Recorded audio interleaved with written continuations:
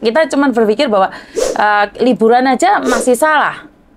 Mau di rumah aja juga salah. Tapi kan mereka akan berpikir bahwa itu rumah dia.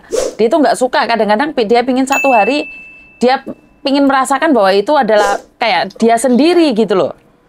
Gimana pun. Persepsi dia ya. Betul. Kalau persepsi aku kan kayaknya aku nggak ganggu deh. Aku di dalam rumah deh. Di dalam kamar deh. Betul. Karena itu kita harus menyatukan persepsi.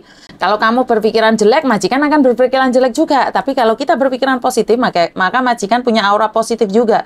Jadi ya sekali lagi, dia mau marah mau gimana, itu rumah dia ya terserah. Bener nggak? Kan dia tadi ngomong gini, kalau kamu itu kalau kamu libur, kamu harusnya siang. Seakan-akan emang itu libur kamu sendiri. Kamu kan jaga orang tua, harusnya kamu itu nyiapin sarapan buat gimana gitu.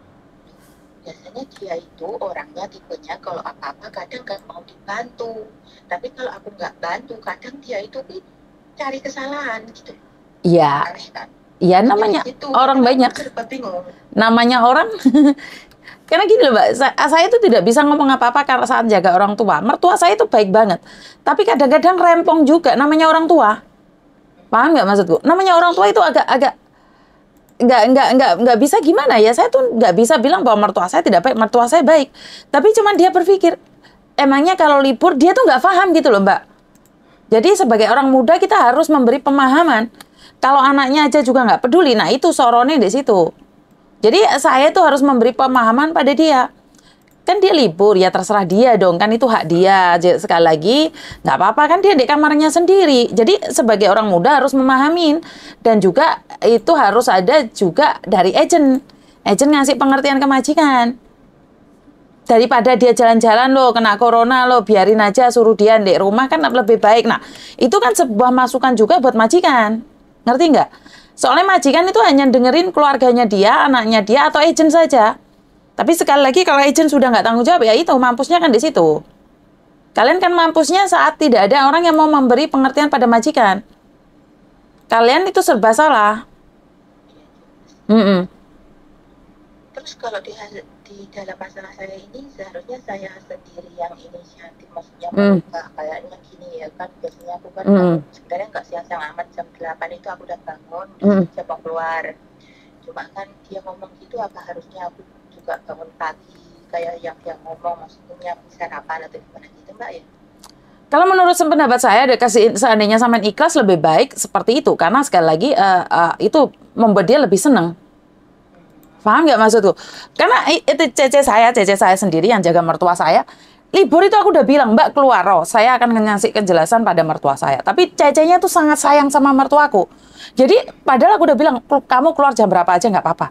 Tapi tahu nenek, kalau nenek masih tidur, dia keluar pagi jam 7 itu udah keluar. Tapi kalau dia tahu nenek masih bangun, dia itu langsung nyiapin sarapan dulu buat dia, bantu dia cuci muka, baru dia tidur lagi. Paham nggak maksudku? Jadi kayak imbal balik gitu loh Mbak. Jadi nggak merasa bahwa dia itu sendiri. Jadi jangan mentang-mentang kamu libur, kamu pakai waktumu sendiri, habis itu giliran hari kerja kamu yang dihujat, diajar. Paham nggak maksudku? Iya, paham. Kan ngenes nggak jadinya kamunya? Iya kan, kadang kayak saya merasa kok ini hari libur saya, kok saya masih disuruh-suruh. Kalau gimana ya, namanya juga ikut orang. Gitu. Betul.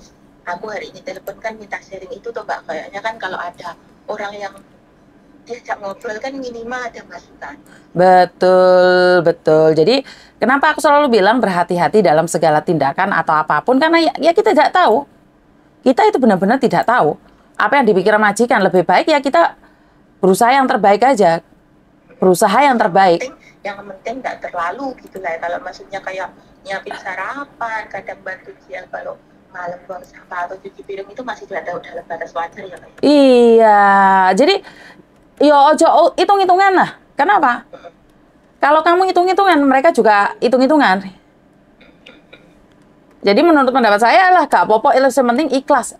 Yang penting itu ikhlas loh Mbak. Ikhlas itu soalnya wabot ah. Ngomongnya penak, jalaninnya gak kuat ah. Ya, jadi hati-hati aja ya. Lebih semangat, harus sukses. Ya kadang merasa nggak adil, tapi ya harus ikhlas itu. Hidup ini tidak ada yang adil sayang, jadi tidak perlu mencari keadilan. Adil itu kalau kita ikhlas gitu aja wes.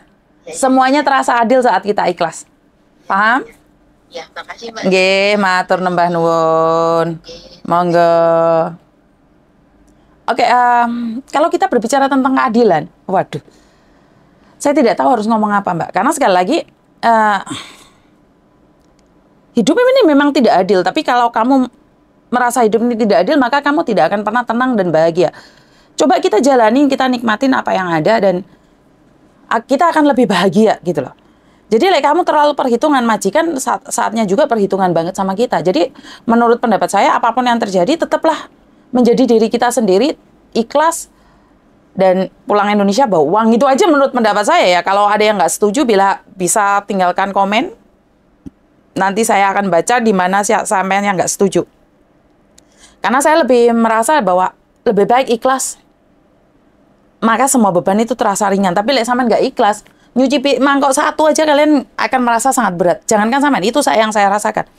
Kenapa saya melakukannya dengan ikhlas? Karena saya merasa dengan ikhlas, rezeki, berkah, berkat itu akan mengalir pada diri kita gitu loh. Apa yang kita lakukan dengan ikhlas itu semuanya akan baik-baik aja. Jadi buat teman-teman yang di luar sana, saya tahu bebanmu berat Mbak, saya tahu lukamu sangat dalam, saya tahu juga kebutuhanmu sangat mendesak. Siapa sih yang ingin jadi pembantu jika kita memiliki pekerjaan yang lebih baik di negeri sendiri? Jadi lebih baik berusaha semaksimal mungkin untuk keluarga kita yang ada di Indonesia. Kalaupun ada kurang, kalaupun ada derita, ya namanya nasib. Tidak ada yang tahu. Setidaknya kita pernah berusaha, berdoa, selebihnya kita pasrahkan pada Tuhan. Tidak ada gading yang tidak retak, begitu juga dengan kata-kata saya, kadang kepreset, omongan saya ngelantur, atau omongan saya nggak jelas, saya minta maaf. Itu aja dari saya. Tinggalkan komen, share, like, dan subscribe. Terima kasih. Wassalamualaikum warahmatullahi wabarakatuh. Berkat Tuhan mengalir atas kita semua. Semoga semua makhluk bahagia dan bye-bye.